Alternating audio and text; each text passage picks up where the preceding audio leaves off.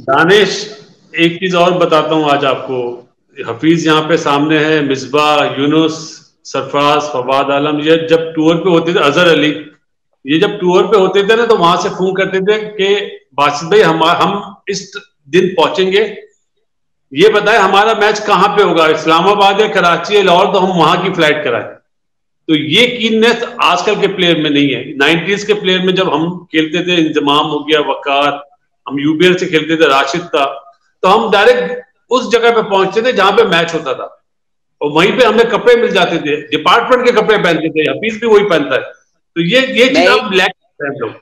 मैं एक चीज ऐड करता जाऊं, basics of the game is always the same, कभी बदली नहीं है। और वो मेहनत है, वो हार्डवर्क है, वो आपकी टेक्निकली ग्रोथ है, वो आपकी टेक्टिकली ग्रोथ है, वो आपकी फिटनेस है। हाँ, डिमांड बढ़ गई है, डिमांड और उसकी एग्जीक्यूशन के तरीके बदल गए हैं इंटरनेशनल मॉडर्न क्रिकेट के।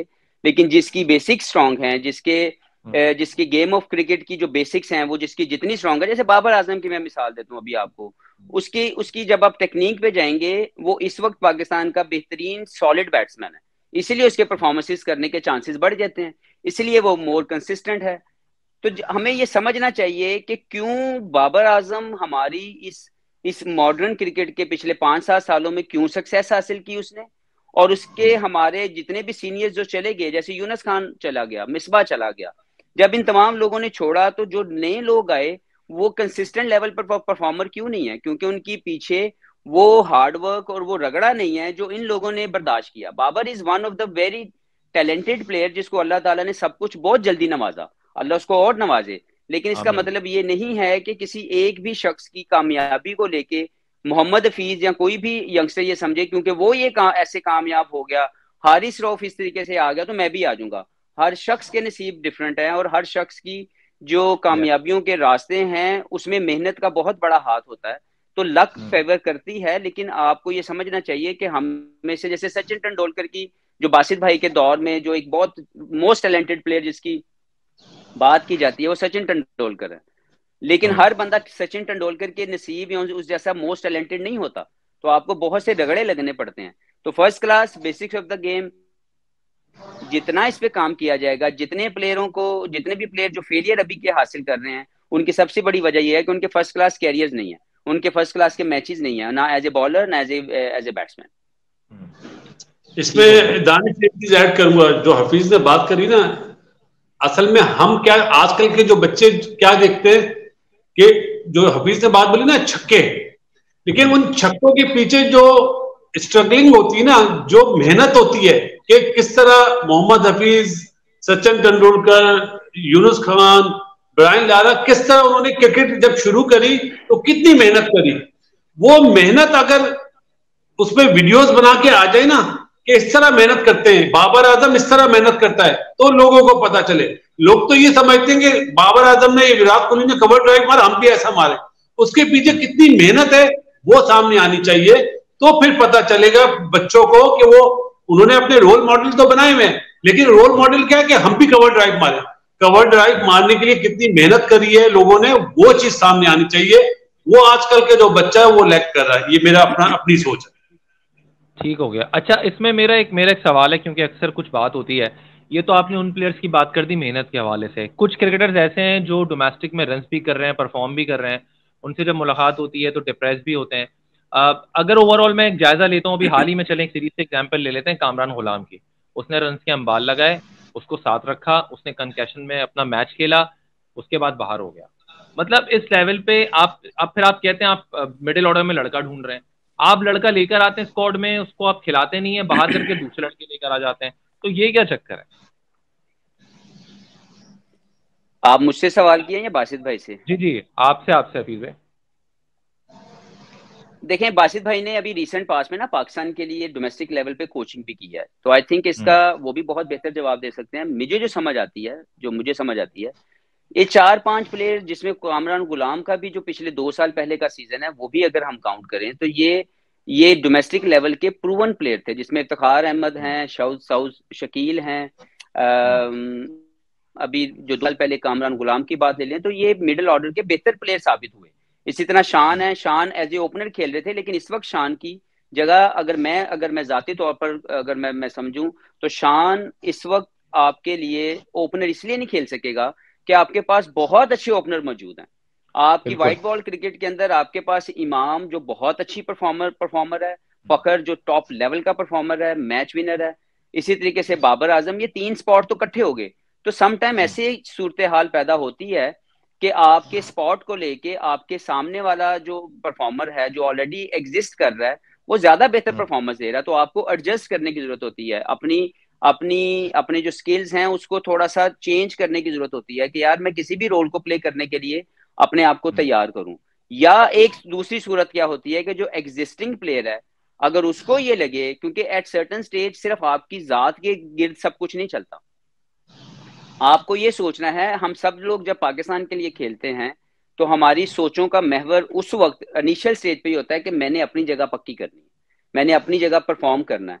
लेकिन जब आप उस जोन से निकलते हैं और आप एक बेहतरीन परफॉर्मर बनते हैं तो फिर आप दूसरों का भी सोचते हैं, फिर आप पाकिस्तान का सोचना शुरू हो जाते हैं कि यार मेरे साथ जो दूसरा एक टैलेंट बैठा हुआ है अगर मैं उसको एक उसका कंफर्ट जोन दूं तो वो ज्यादा बेहतर परफॉर्मेंस देगा, मैं एक नंबर नीचे या एक नंबर ऊपर भी हो जाऊं तो कोई फर्क नहीं पड़ता। जैसे कि हमारे पास मिसालें मौजूद हैं, यूनस खान जो पाकिस्तान के लिए एक बेहतरीन किस्म का परफॉर्मर रहा, पाकिस्तान के लिए 10,000 प्लस रन किए उन्होंने।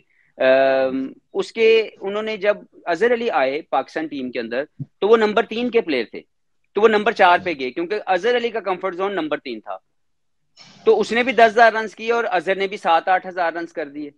तो अगर अगर वो रिजिड हो जाते और वो ये सोचते कि जी मैं तो अपनी जगह नहीं बदलूंगा तो शायद हमें अजहर अली ना मिलता, शायद यूनुस खान 10,000 रन ना कर पड़ता।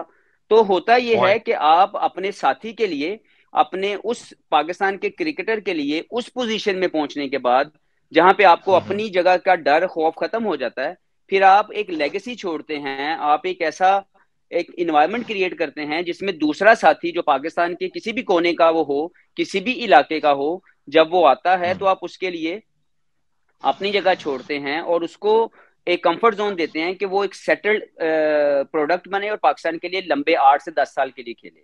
तो ये एक मुझे लगता है एक मिसिंग पार्ट है जो मुझे इस वक्त थोड़ा सा देखने को मिलता है कि हम सब लोग अपनी अपनी जगह को लेके ऐसे पक्के हो गए हैं कि हम कहते हैं मैंने खेलना है अपने नंबर पे, मैंने दूसरे का ध्यान नहीं रखना। और ये करना पड़ेगा, ये करवाना पड़ेगा। अगर कोई भी ये सोचता है कि उसके बगैर पाकिस्तान टीम नहीं चलेगी तो ये एक गलत फहमी है। उसकी वजह यह है कि ना तो कोई पहला परफॉर्मर है और ना वो आखिरी होगा पाकिस्तान के लिए। हम सब ने, हमसे पहले साथियों ने जिन्होंने जब से पाकिस्तान की क्रिकेट चल रही है उन्होंने सब ने परफॉर्मेंस दी हैं और वो सब चले गए, उसके बाद नए आ गए। इसी तरह जो आज के परफॉर्मर हैं वो ये मत समझें कि उनके बगैर टीम नहीं चल सकती। आज अगर वो हैं कल को नया बच्चा आएगा और वो आना ही आना है, क्योंकि ये जिंदगी चलनी है। हमने एक ऐसी लेगेसी छोड़नी है एज ए क्रिकेटर कि हमारा आने वाला साथी जो है वो कंफर्ट जोन में आकर परफॉर्म करे। सही जी बासित भाई, बहुत बहुत अच्छा मैसेज दे दिया है हफीज ने। मेरे ख्याल है लोगों को समझ आनी चाहिए कि सबसे पहले क्रिकेट है, उसके बाद हम हैं।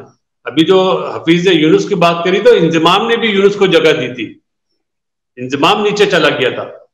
इस तरह मेरे जहन में एक आइडिया है, अगर मैं इजाजत हो तो मैं शेयर करूं कि why not Babar Azam number 4 पे खेले। जिस तरह अभी मिडिल ऑर्डर की 4-5 नंबर की बात करें, आप ओपनर को 4 नंबर पे खिला रहे हैं, इससे अच्छा ओपनर को 3 पे लाएं, चाहे वो अब्दुल्ला शफीक हो, चाहे शान मसूद हो, चाहे XYZ कोई हो, और बाबर को 4 आ जाना चाहिए।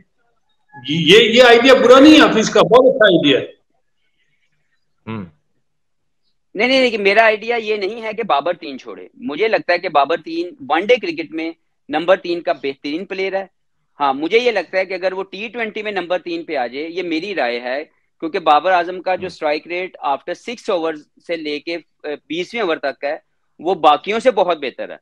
उसकी रोटेशन ऑफ स्ट्राइक बहुत अच्छी है, सिंगल बहुत अच्छी निकालता है, टेक्निकली चौका मारता है, और अभी रिसेंट पास में उसकी पावर हिटिंग बड़ी ऐड हुई है। ये T20 क्रिकेट के अंदर अगर बाबर अपने आप को 3 पे ले आए तो I think it's a win win situation for Pakistan.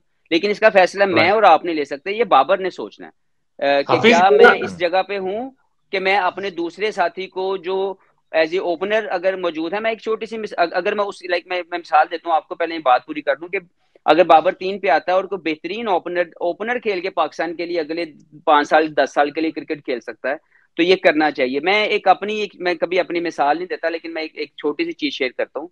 मैंने सारी जिंदगी ओपनर क्रिकेट खेली, अच्छा या बुरा क्रिकेटर मैं जैसा भी था, मैं ओपनर था।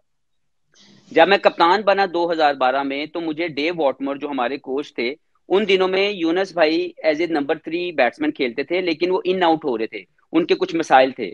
मेरे पास जब डेव वॉटमर आए तो मुझे उसने एक रिक्वेस्टिंग वे में मेरे से डिस्कस किया कि Hafeez, I know you are a captain, but if you will think like this, it will help a Pakistan cricket for a longer period of time, that you come at number 3 and give a chance to some of the openers जो already कहीं ना कहीं पे इंतजार कर रहे हैं, जिसमें बहुत से अच्छे क्रिकेटर आए। और मैंने अपनी कप्तानी के अंदर अपनी जगह छोड़ के नंबर 3 पे आया। उसके बाद जब मैं, हालांकि अगर मैं T20 में कप्तान नहीं था, तो मैं वनडे का वाइस कप्तान था। तो मैं एक तरफ कप्तान था, एक तरफ वाइस कप्तान था। तो मैंने अपनी पोजीशन को पाकिस्तान की बेहतरी के लिए छोड़ा, और मुझे उस पर फख्र है कि मैंने बिल्कुल सही फैसला लिया, क्योंकि उसके साथ एक ओपनर डेवलप हुआ। और उसके साथ जब मैं 2015 में गया, तो मिकी आर्थर मेरे पास आए 2016 में।